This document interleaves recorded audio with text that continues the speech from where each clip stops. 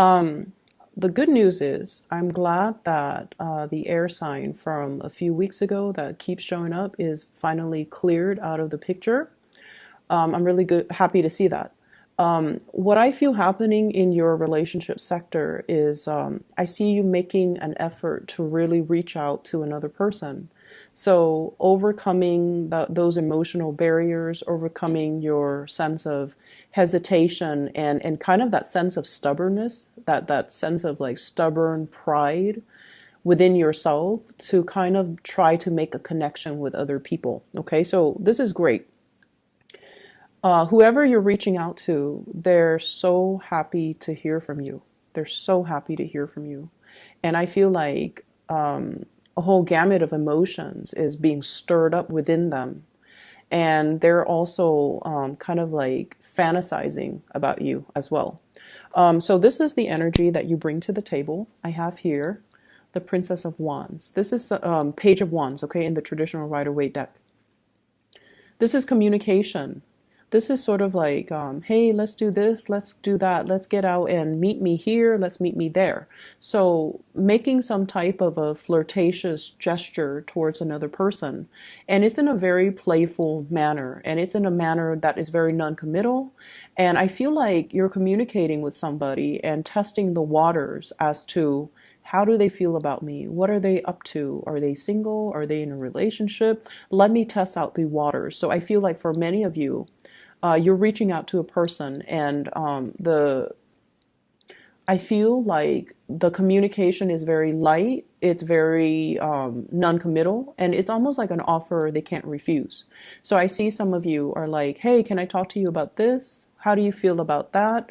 And the communication is just, light, airy. There aren't overly heavy emotional expectations coming from you to them. I'm also seeing this is going to be kind of like the catalyst to get the other person to respond to you. It's almost like strategically, you know how to respond to them, or you know how to ask them questions about things that they are interested in. So for example, if you want to see somebody and you know they're really into sports, you can say you want to watch a football game, you want to watch a soccer match. If you are interested in somebody who loves, for example, Peruvian food, you might ask them, hey, there's a Peruvian restaurant that just opened up. A bunch of friends and I are going to check it out. Do you want to come? So it's almost like giving them an offer. It's like taking the bait, knowing how to bait them, knowing how to hook them. So you're being very crafty and very strategic in the way that you're communicating. The person that you're dealing with, I have here the Two of Pentacles. They're going to be very, very surprised and kind of like thrown off course when they hear this communication from you. It's a little bit more flirtatious than they normally expect it from you. So I have here the Two of Pentacles. And the Two of Pentacles usually indicates like juggling two options, juggling multiple options, juggling the pros and cons, as well as juggling emotionally, trying to figure out how they feel, okay? The symbolism with the snakes in the picture, I almost feel like a sense of entrapment. So I feel like you're very crafty with your communication, and you're giving them an offer that they can't really refuse. And so as a result of it, they're kind of weighing out what you just said, and they're weighing out how they feel. And I feel like, pentacles always indicate something solid, something that's going to be built upon. And so I feel like even if they're in another relationship or they're talking to other people, they're going to be coming your way. But either way, I feel like there might be a little bit of a delay when it comes to their response. But when they do respond, they're going to be jumping towards you. Okay, we have here the Six of Wands. And the Six of Wands is feeling very elated, feeling almost like they have reached that moment of recognition. So I'm hearing, come hell or high water, they're going to bounce towards you. So I feel like they're really, really excited about this offer, about the communication. They're going to bite the bait. And so if you're communicating, they're going to return the favor, and they're going to communicate with you in a very open and honest way. I see some people here talking to a crush. If you've had difficulties talking to a crush and not knowing what topics to talk about, what to bring up, and things like that, you're veering on the safe side, or you have been in the past by talking about, work, by talking about like, how's your boss? How's your supervisor? How are things at work? How are your coworkers? How's your new job? How's your new work environment? Where are you living? Like you're veering on the safe side. But this is the week where there's going to be some major breakthroughs in communication. And then as a result of it, I feel like it's going to open up a portal of communication for you where they're coming towards you and they're revealing more of themselves, okay? And from the perspective of your partner, I have here the Lovers. And the Lovers in this card is greatly about the fantasy. So I definitely feel somebody is eyeing you and they see you opening up and being more flirtatious with them. And as a result of it, they're fantasizing about, oh my gosh, is this person interested in me? Can there be a future built between the two of us? So I feel like you're dealing with someone who is very idealistic, who is very, very clear. And I don't see this as like the juggler where someone is in multiple relationships, or they really do believe in love and commitment, and they do believe in like love at first sight. They do have these very idealistic ideals when it comes to love and relationships. And, they might have been thinking about you for quite some time, because this person has been asleep dreaming about their one and only for quite some time. And I feel like you're dealing with someone who's also very creative in the creative field, or they have artistic abilities, they have musical abilities, and they're very much excited about the offer that you have on the table. They're very, very happy to be hearing from you, to the point where they're fantasizing about what could be as a result of this relationship, okay? I also see a sense of distance for some of you who are in long distance relationships, about somebody coming to see you and solidifying some type of plan so that they come see you, you come see them, or you guys meet halfway. So there is a major compromise coming into this spread here in your love sector. The last card we have here is the Five of Swords. And the Five of Swords is walking away from a situation that was very undignified, wanting to, it's sort of like pride getting in the way. And so there might have been stoppage in communication as a result of one person reaching out and not getting the response, and then they start getting defensive and they kind of clam up. So I feel like the energy for you this week is all about playfulness, lightheartedness, communicating in a way where it expresses how you feel by putting your walls down, by not, letting this defensive energy coming in between the communication. So it's like, oh, I communicated, I reached out last time, they didn't respond, so now they need to reach out to me. So you are letting go of that, whole concept about keeping scores and self-isolation, and really letting your partner or your significant other know that it's okay to, you take care of whatever you need to take care of. And when you're ready, you come back to me. So I see like a bridging of that emotional distance happening between you and them. And I feel like it starts out with you communicating with them and letting them know how you feel about them. So pretty much the ball's in your court if you want to, pass it along to the person that you're interested in. Okay. So I still see a very strong air sign vibe here with the spread.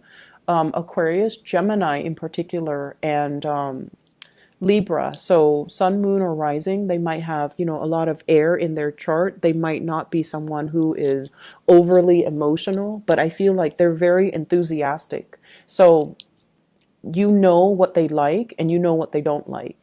And so, for example, that they like, for example, Peruvian food. Like they like sporting matches. That they are athletic. And that they like, for example, a specific type of movie from a specific era. And so all these things about them, but for whatever reason in the past, you don't really ask them about these things. Like, why do you like these things? And so this is the week where you are strategizing to ask them to get them to be a little bit more, to get them a little bit riled up so that they talk to you about their dreams, their aspirations, and they talk to you about things that they're passionate about. So there is definitely breakthrough in communication coming through to allow you to kind of meet halfway. Meet somebody halfway, somebody that you're interested in, because they're coming at you in a very enthusiastic manner because you communicate with them in a manner that is appropriate to get this person to respond the way you want, okay? In other areas of your life, when I was shuffling out this bottom spread here, I almost feel like, first of all, favoritism. It's the big word that came out when I was shuffling. And I feel like what it denotes is, we all have our biases. We all have our favorites, okay? For those of you who are in some type of a teaching profession, you always have certain kids that you like more than others. You also have, certain kids that are troublemakers, right? And if you're dealing with children in general, if you're dealing with people who are younger, if you're managing a team, there will always be people that you like and people that you don't like. But trying to show more of a poker face, even if you don't like somebody, so that you can help them to, become a better person, so that you can help them reach their full potential. And so they're saying here, work towards a common purpose. Finding and emphasizing the good traits about the other person rather than dwelling on the negative traits that they embody is really going to help you in dealing with the people that you don't like, especially if you are in charge of, in control of their work environment, in control of their professional development. That's going to go a lot further for you, and it's going to show the fact that you're very unbiased, and it's going to show the fact that you're able to shape and mold people, and even the people that you don't like, okay?